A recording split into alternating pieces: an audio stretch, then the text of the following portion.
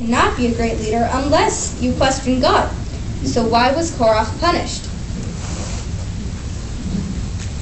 Perhaps there can be a problem with the way people question. When Korah questioned God's choices, Korah made a point of trying to embarrass Moshe publicly. As it says in Talmud Baba Metzia, it teaches that if you publicly embarrass someone, it is like killing them, and the punishment for killing someone is death. So maybe this is why Korah deserved to be killed. He also gathered supporters and encouraged others to join his protest. As it says, Deuteronomy chapter 16, verse 3, they assembled around Moshe and Aaron. It continues. He took himself, along with Natan and Aviram, sons of Eliab, and On, son of Pelet, descendant of Reuben, to rise up against Moshe, together with 250 Israelites. In all other examples of questioning God I mentioned, these confrontations took place privately. Perhaps Korah was killed because his confrontations were public and brought so many others into conflict and started a mutiny.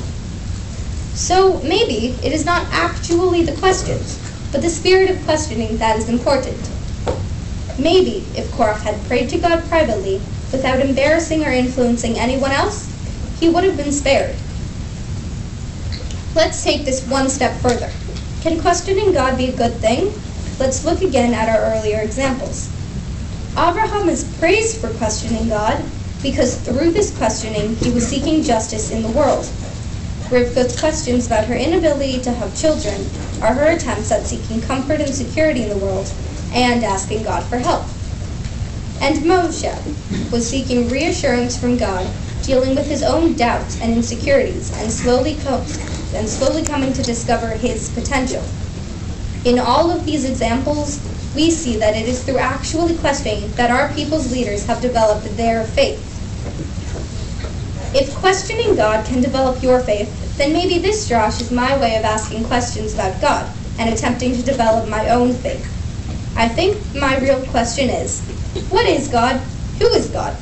There are many possible ways to understand God. One is that God can have a relationship with each individual person. If you need comfort, God is there. If you need help trying to figure out what to do with your life, God is there. Even when we are questioning God, God is there. Another possibility is that God is just a distant force that controls the universe, and God doesn't actually relate to us personally at all. Some people think that God is not there at all. It is all just in our heads. Now, you are probably wondering what I believe. The truth is, I really don't know, but I think asking the questions is part of what becoming a bat mitzvah is all about. Who am I supposed to be? What is my Jewish identity? The truth is, I don't know if I believe in the Torah. I don't even know if I believe in God. I do feel that there is something out there, whether it is physical or metaphysical, or something else altogether. I think that questioning God, or asking questions about God, or asking questions altogether is an essential part of Judaism, and that is something that can be celebrated in our tradition. The lesson we can learn from Korah, however, is not to let those questions be destructive, not to let them make us angry and bitter, not to attack anyone else, and not to let our frustrations bring others down or affect the way we treat people. Instead, our questions are our opportunity to develop our own faith and to develop our own selves in the world. This kind of questioning is something that Judaism welcomes, and even that God would welcome. Shabbat Shalom. Shabbat Shalom.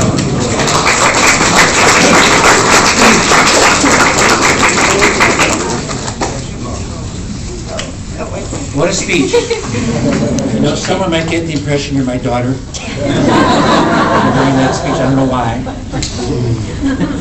So I promise I try not to say anything to embarrass you, okay? So I'll try. All right. Well,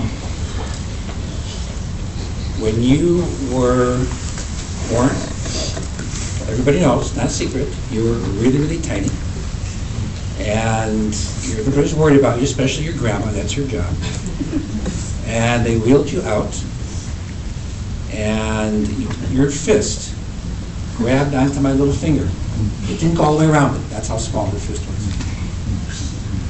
But at that point, your grip was so strong, I said to myself, she's going to be fine. And sure enough, here we are. So something you may not know is that parents often live their lives vicariously through their children. Come on, admit it, parents. For example, when you're little, your mother and I, of course, we're into classical music, so I took you to the symphony one time. Couldn't get you to stop talking, you had to leave. Took you to the opera, to Cinderella, and you barfed at the end of it, so we figured classical music probably isn't going to be it for you, at least for now. And then I wanted to get you into tennis, so I took you out to the tennis court. We played together for a little while. You're really pretty good. I thought this gal has promise, right? But you decided that wasn't for you. I hit the ball, never came back. So I figured, well, okay, it's not going to be tennis, at least not this time. And then we took you to good restaurants on occasion. From the time you were about 3, you didn't miss a beat. You were perfect. So to me, that meant there may be a future in food. Wonder where you got that from. And you are a fantastic cook. I'm really amazed at the way that you put together a dish. Sometimes she just says, "You guys go rest. I'll cook." I come out, and I just can't believe what's there. I want to take a picture. But probably the most important thing for you is from the time you were 5, we were at Purim Spiels together, first you and me, then your mom. We were all at the Purim place every year, and that stuck. And acting has become your passion, as you can see. As you'll find out more about still. It's just amazing. She's either in a play, or rehearsing for a play, or all of the above at the same time. It's just really incredible. And you've become a great actress. You really have. So, as you know, you're named after my grandmother. Her name was Bessie. And she raised 3 children all by herself because my grandfather died in the 1918 flu epidemic. She was strong, she was powerful, she was independent, and probably the most incredible thing about her was that she loved everyone, and everyone loved her. Yeah,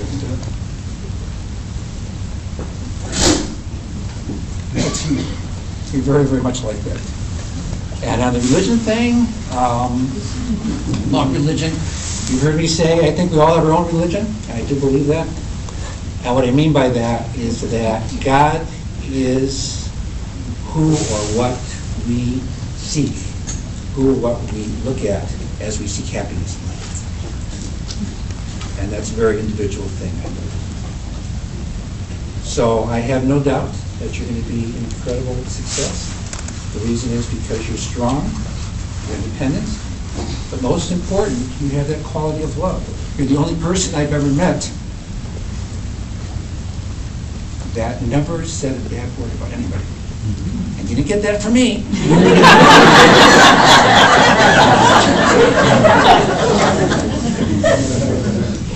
You have an amazing quality, and I stopped worrying about you a long time ago. You're going to be just fine. And one more thing, I love you a lot.